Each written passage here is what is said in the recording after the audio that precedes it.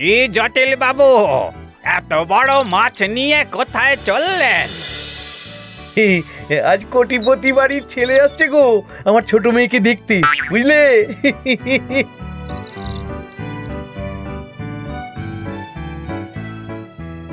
গিন্নি, ও গিন্নি, আজ জমিয়ে রেধো কিন্তু।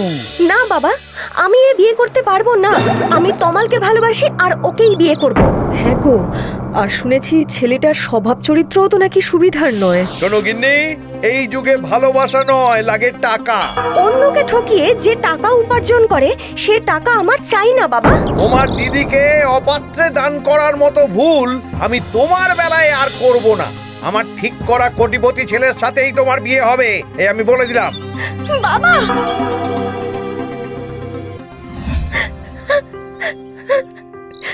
আহা, কাঁদিস না বোন। আমি কিছুতেই তোর সাথে এমন অন্যায় হতে দেব না। কাঁদিস না। আচ্ছা, সত্যি কথাটা বলে দিলেই তো হয় তোমাদের বাবাকে। আরে না না না, সেটা বললে তো আর আমার শ্বশুরমশাইয়ের লোভ কমে যাবে না। আমাদের এমন একটা কিছু করতে হবে যাতে উনি নিজেই শিক্ষা পান। তা কি করবে জামাই বাবু? এই শোনো, আমার মাথায় একটা বুদ্ধি এসেছে। আজ ছেলেটা কখন আসছে দেখতে? দুপুরে।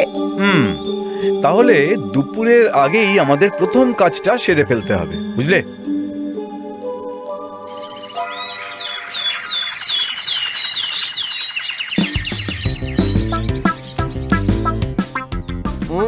দেখুন কাকা, আমি কিন্তু লোক জানিয়ে বিয়ে করতে পারবো না। হ্যাঁ, পুলিশ এমনিতেই আমাকে খুঁজছে। ঠিক আছে বাবা, ঠিক আছে ঠিক আছে। তোমার মতন কোটিপতি জামাই যে বিয়ের জন্য রাজি হয়েছে সেই আমাদের পূর্বপুরুষের ভাগ্য। শুনেছি তোমার আগের পক্ষের একজন স্ত্রী আছে। তাহলে কি দুজনে মিলে একসঙ্গে থাকবে? ঘটক মশাই, আপনি ভালো দেখে একটা বিয়ের দিনক্ষণ ঠিক করে ফেলুন। আগে আগামী আশ্বিনেই একটা ভালো দিন আছে, কিন্তু এসব কথা কি আর মিষ্টি মুখ না করালে হয়? ঠিকই তো, এখনো তো মিষ্টি দিয়ে গেল না গোপাল।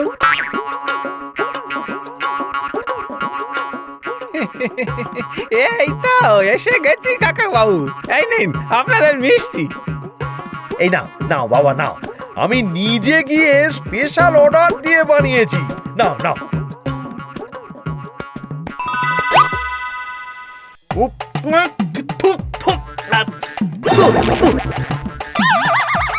ছি ছি ছি ছি ছি, এ তো একবারে নুনে পোড়া। হ্যাঁ, কি বলছো?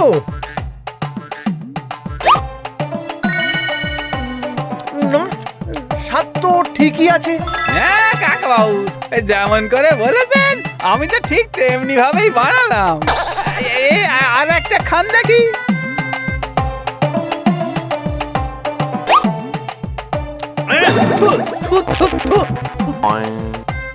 ছি ছি ছি ছি ছি ছি, এগুলো কি ঠাট্টা মস্করা হচ্ছে আমার সঙ্গে?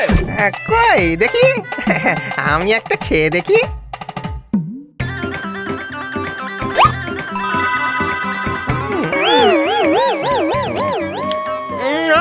স্বাদ তো অপূর্ব। এ কি ভুতুরে কাণ্ড রে বাবা! না বাবা, তুমি তুমি চিন্তা করো না, বিয়ের দিন মিষ্টি থাকবেই না। এই ভালো, আমি আসি। আমি তো অনেক চেষ্টা করলাম গো সুমনদা, মিষ্টি হাঁড়ি থেকে কাকা বাবুদের দিয়েছি আর নোন তার হাঁড়ি থেকে ওই ছেলেটাকে, তবু তো বিয়ের জন্য রাজি হয়ে গেল দেখলাম। আমার আর কোনো বাঁচার উপায় রইল না রে দিদি। চলো তমাল, আমরা পালিয়ে যাই, চলো। আরে না না, পালিয়ে গিয়ে কোনো সমস্যার সমাধান হয় না রাধা। এই, তাহলে এবার কি করবে গো? এবারে যা করবার তা একেবারে বিয়ের দিনেই করতে হবে। বেকার এমন হাল করব না যে পালাতে পথ পাবে না বাছাধন। আচ্ছা তোমরা থাকো, আমি আর তমাল একবার থানা থেকে ঘুরে আসছি। কি করবে তুমি দাদা? বেটাকে দেখাবো কত ধানে কত চাল।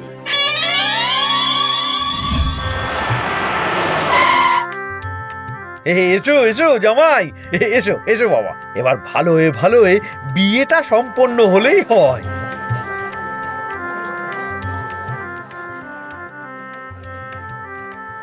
হ্যাঁ গো, আর যে সময় নেই। জামাইবাবু সব সামলে নেবে তো? আরে তুমি চিন্তা করো না, সব ব্যবস্থা হয়ে গেছে। কি ব্যবস্থা করেছে জামাইবাবু? জমিয়ে খাও এবার। দে এবার টান। একই একই একই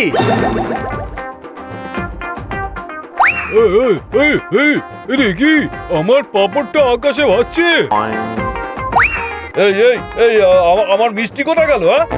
জব্বর ভয় পাওয়া গেছে সুমনদা। তোমার বুদ্ধির না জবাব নেই সত্যি। হ্যাঁ রে দিদি, এবার কি বলে দেবো বাবাকে? আরে না না, এ তো সবে গেল প্রথম হাফ, এখন তো সেকেন্ড হাফে শুরু হবে আসল মজা।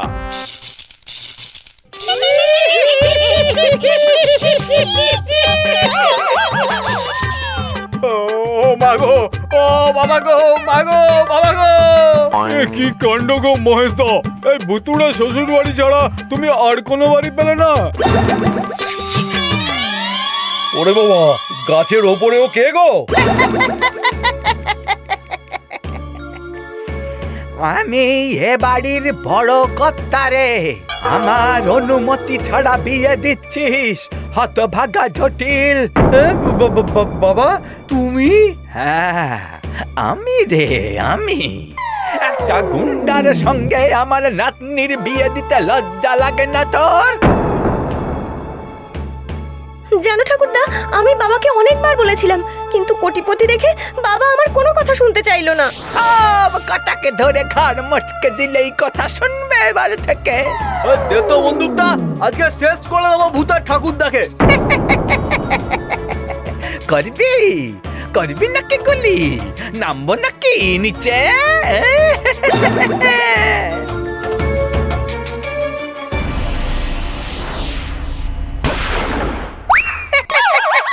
ও মাগো, ও বলো, বাঁচাও বাঁচাও বাঁচাও। বাঁচাবে না, কেউ বাঁচাবে না। সব দোষ নিজের মুখে স্বীকার না করলে কেউ বাঁচাবে না তোকে।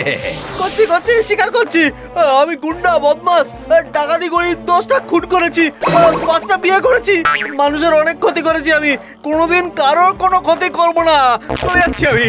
না না না না না না না, কান মুলে তোকে নিয়ে যাব মামার বাড়ি। এই কই হে দারোগা, দারোগা বাবু, ভিতরে আসুন, ভিতরে আসুন। অনেক দিন ধরে তোকে খুঁজছিলাম, প্রমাণ পাচ্ছিলাম না বলে ধরতে পারছিলাম না। আজকে নিজের মুখেই যখন স্বীকার করলি, তখন তার বাকি রইল না কিছু। ওই ধরো, বেদের সব কটাকে নিয়ে চলো থানায়।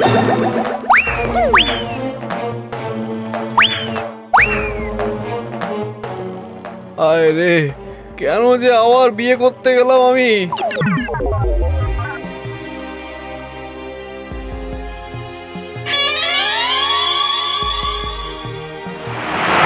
বাবা, বাবা গো, আমাকে ক্ষমা করে দাও বাবা। ক্ষমা তোর নেই জটিল। টাকার পেছনে ছুটতে গিয়ে যে মানুষকে ভালোবাসতে ভুলে যায়, তার তো কোনো ক্ষমা হয় না বাবা। এই গুন্ডার সাথে বিয়ে হলে জীবনে টাকাই পেত মেয়েটা, সুখ পেত না। না না না বাবা, না না, রাধা যাকে চায় তার সাথেই বিয়ে দেবো। তুমি শুধু আমাকে ক্ষমা করে দাও বাবা। কোথায় কোথায় আমার ছোট জামাই? এসো এসো বাবা, এসো এসো, নিজ গুণে আমাকে ক্ষমা করে দিও বাবা। হ্যাঁ বাবা, আপনি চিন্তা করবেন না, রাধার জীবনে সুখের অভাব হবে না। বলছি, এবার তাহলে আমাদের বড় মেয়েটাকেও মেনে নাও না গো। হ্যাঁ হ্যাঁ কলি, এই যে বাবা, আর আমার বড় জামাই? বড় জামাই আসবে, কিন্তু তার আগে আমাকে যে বিদায় নিতে হবে। তবে যাওয়ার আগে শুনে যাব তুই কি শিখলি। শিখলাম জীবনে টাকাটাই সব না, আসল কথা মানুষে মানুষে ভালোবাসা।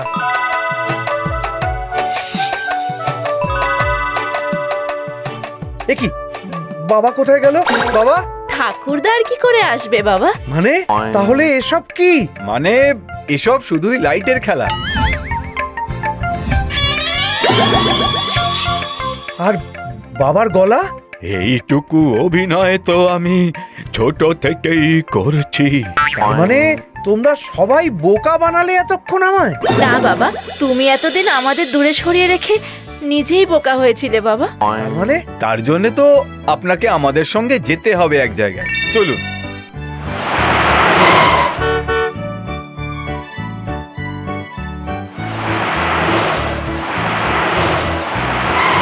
এই যে, এই হচ্ছে আমাদের পৈতৃক বাড়ি। এত বড় গাড়ি, বাড়ি, তার মানে তো তুমিও তো অনেক বড় লোক। এসব কথা আমায় আগে বলনি কেন?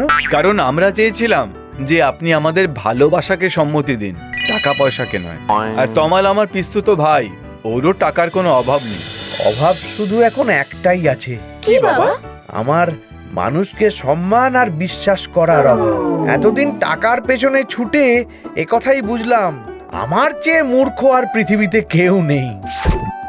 এসো এসো, আজ তোমাদের প্রাণ ভরে আশীর্বাদ করি, এসো।